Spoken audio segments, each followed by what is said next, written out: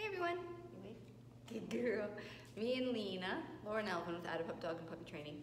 Nina with me, Laura and Alvin of Add-a-Pup Dog and Puppy Training. 'Tis the season for dressing up, dogs and humans included, but only if the dogs are actually into it. So that's what our training tip today is, helping your dog be okay with dressing up. Before I even get started, your dog may not be okay with getting dressed up, and that's fine. Don't force them to do it. If they absolutely hate it, it's not worth it. There are other cute things you can do. Pictures with backdrops, cute collars, flowers on the collar, whatever you like, a bandana, something like that. So they're seasonal and cute, but they don't have to do something that makes them miserable. Not all dogs want to dress up, and that's fine. Listen to them and don't force them to do it. But if your dog is on the line or you think they're gonna enjoy it or not care, then we can, tip their opinion towards good times by going at it carefully. So basically what we wanna do is pair the new thing with good stuff. Counter conditioning or conditioning at all if they've never even seen it. This is squeezing my skull. So we're gonna pair the costume with good things. If you are starting a couple steps back and they're afraid of the costume or don't want to get near it, don't make them wear the costume. If this was something like nail trims or something that has to be done, then we would counter condition that bit by bit by bit. But if they don't like the costume from the get-go, ditch it. It's not mandatory, it's not a big deal. So we're pairing the new thing with good stuff. In this video, I'm going to be using treats rather differently than I do if I'm counter conditioning or teaching an operant skill. So counter conditioning is, there's the video of Nina and the Facebook sound, or the video of Nina at the lake. Stimulus, good stuff, stimulus, good stuff, or stimulus, new thing. So we're creating a new association. So the goodies are away until she sees that stimulus, and then we get to do it. She's really eager to get going. Also I had, oh, that's why I smell good. I have lunch on my sleeve. Excellent. And if I'm teaching a new behavior, Nina, off. Come on, off. Thank you. If I'm teaching a new behavior, treats stay away as soon as we're done with the lure, and it's a cue and then pause, and then a treat lure if we need it, etc. But for this, it's going to be out pretty much the whole time. I'm going to lure her into it, but I'm going to take it away in between as a canary in the coal mine.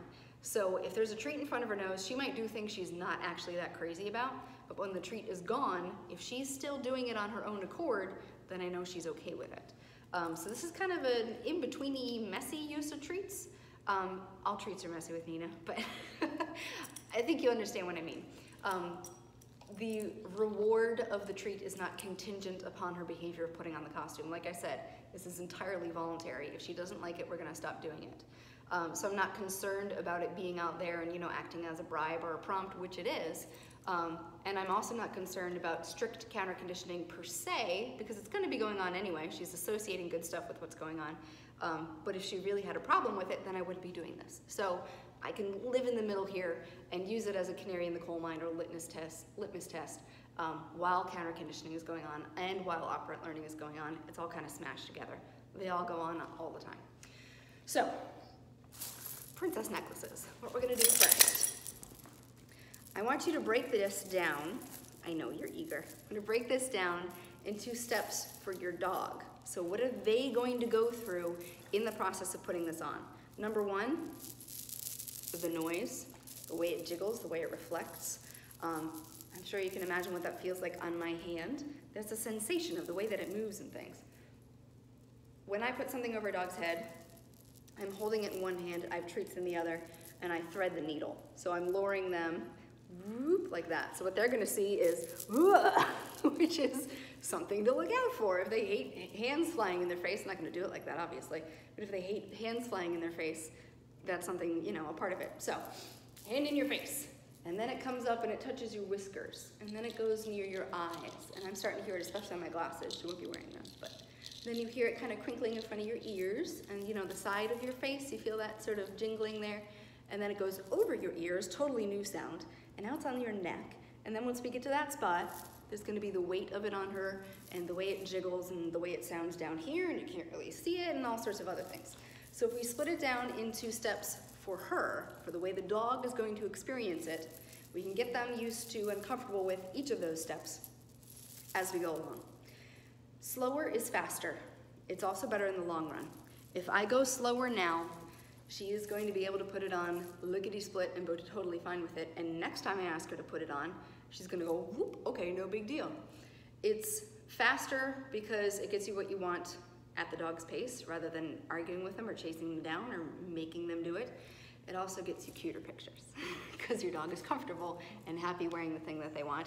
And it teaches your dog that they can trust you, which is way more important than any picture you could ever take.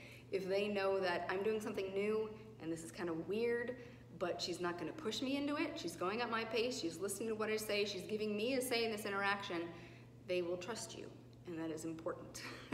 Not just for dressing up, also just for, you know, having a good life, which is what they all deserve.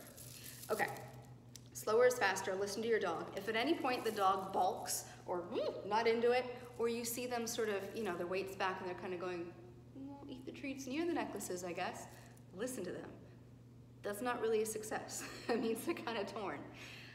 If they're not into it, if they're not, okay, I'll do the next step, let's do the next step, then you dial it back, or you stop altogether if they're like that at the first step and they're not into it, because Halloween costumes are optional. All right, want them to trust us. Things are gonna go at her pace, listening to what she does. I'm gonna break it down into steps. And last piece, I call it be brave and run away. So I'm gonna ask her to be a little brave and do something and get, you know, 10 bucks for doing that. And then we start all over. And then we'll be a little braver, step 1 and 2, and you get something good. And then we'll go right back to the beginning line. And then we'll go 1, 2, 3, etc., and right back. So she doesn't have to just go, you know, deeper and deeper and deeper and deeper into whatever the thing we're doing.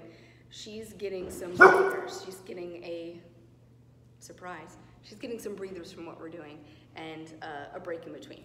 Give me nose. Someone just dropped something in the hallway, no big deal. Okay, pull out the cheese. Let me move the camera and we'll get this going.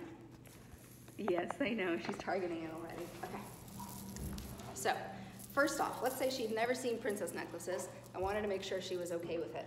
You see the way they jiggle? Nose target, yeah. If they offer behaviors, that's a good sign too. So she doesn't mind the way it feels on her there. Good stuff, excellent. All right, now I'm gonna show her threading the needle. See that? Ooh, do you wanna eat stuff there? Good. So I'm not moving my necklace hand. Moved it there so she didn't strangle herself. This stays stationary. Let's do that again. There we go. This stays stationary. The dog chooses to put it on themselves. And you see how I'm taking it away? If she wanted, she could back out right now, but she doesn't want to. She's offering behaviors to figure out what I want her to do. All right, so let's say, you know, she was new to this. Let's take a breather. I'll take it off. We'll play go find it. And go find it. Good job. Ready? And go find it. Oh, good job. I like go find it to get them moving. You know, if they were feeling tense about it, it gives them a little break from that. Ready? Let's try it again. Nice, so we've got it on your eyes. Oh, look, it's in front of your ears. You can hear it jingling now. Good job, and let's take a break. You're gonna end up in my lap. All right, you wanna come through?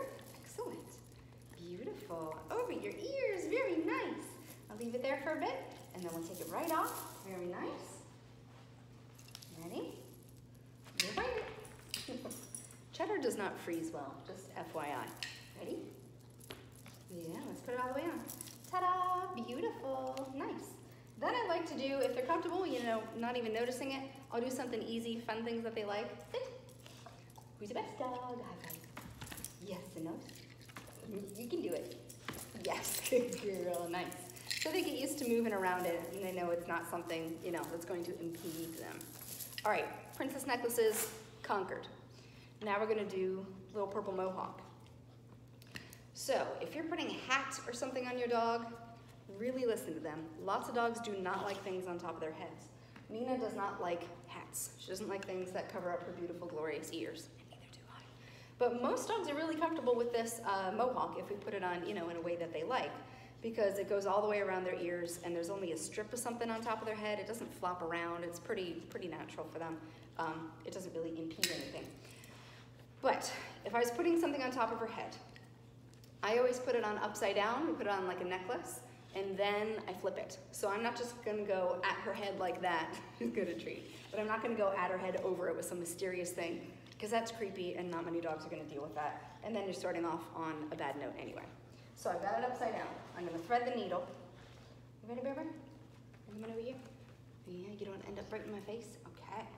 That's good like that. Nice. Do you like it there? Good job. Okay, let's take a breather. Good job. Right one come through. Good job. Let's put it over your ears. Nice. I have to move it a bit with this because it's stretchy. Nice. So you can wear it like a weird beard. That's cool. You will find that one. You see that on the ground? Nice. Okay. So we'll take it off. We'll find it. Nice. All right. This time, I'm going to put it on and tighten it. Good girl. Put some on the ground so I have my hands free. Beautiful. Do you mind it tighter around your back, neck? Good. Okay. Now we'll flip it. Nice. I'm going to do one ear, two ear, beautimus. You said? Good job. Good job. Good girl. Let's adjust it. Beautiful. You wave? Yes, good girl. Her ears are up. She's bright and alert. She wants to do everything she was doing before. She's fine with it. It's not a big deal, and that's what I want. If at any point she started going, or pawing at it, or her ears weren't going up in their normal position or anything like that, then I know she was done with it, and I'd take it off immediately. They don't have to deal with it any longer than they're comfortable dealing with it. It's faster to go slower, and your dog needs to trust you. And the more they can trust you, and the more they know you're going to listen, the better off everything is going to be. I threw it. You have to trust me. Better off everything's going to be, and your Halloween's going to be way cuter. There you go, you found it. Let me know if you have any questions or requests. I'm going to share my trick-or-treat polite greeting video, so you'll be all set for tomorrow too. Happy Halloween. Happy Howl-o-ween. Our beginner good manners classes will start again in January. I think that's about it. If you have any requests for videos, obviously, or if you want a mini class or a weekend workshop or something you've been thinking about, let me know. Now's the time to hit us up so we can maybe get it together. We still have to do the 2018 calendar, so we'll figure it out. Bear with us. Take care. Bye-bye.